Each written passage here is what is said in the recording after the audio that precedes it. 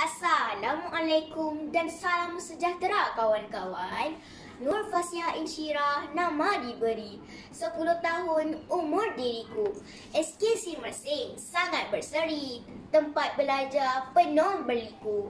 Hari ini kawan-kawan, saya mahu kongsikan sebuah buku cerita yang sangat menarik untuk dibaca.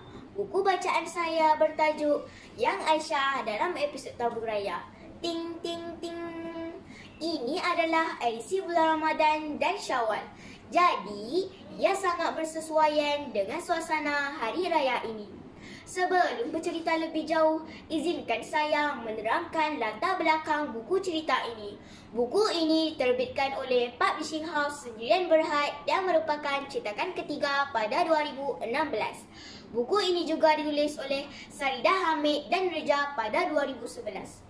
Muka depan buku ini dipenuhi dengan ilustrasi yang sangat menarik dan memaparkan wajah Aisyah yang merupakan watak utama dalam setiap penceritaan buku ini.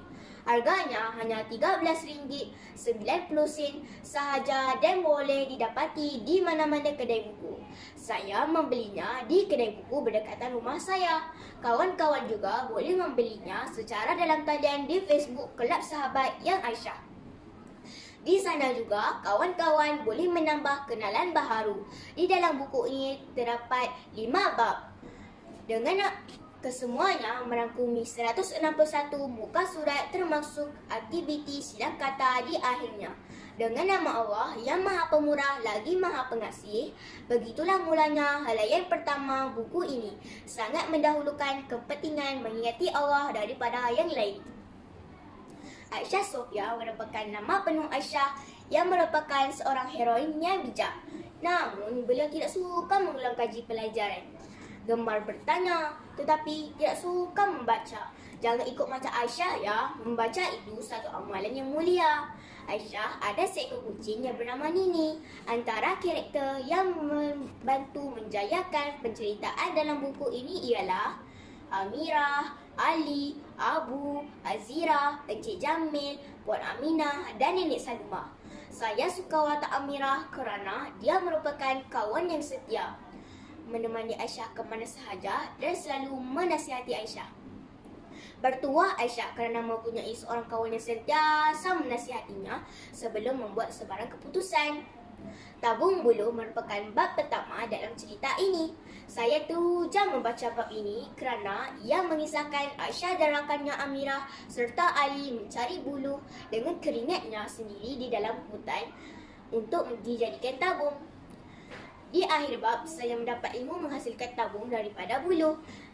Saya juga akan mengikut jejak Aisyah untuk menyimpan duit raya yang diperolehi. Maka terpaksalah saya mengajak ayah dan ibu mencari bulu petak ini.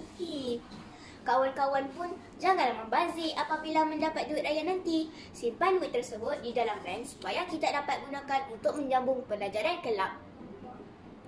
1 huruf 10 kebajikan merupakan bab kedua dalam buku ini.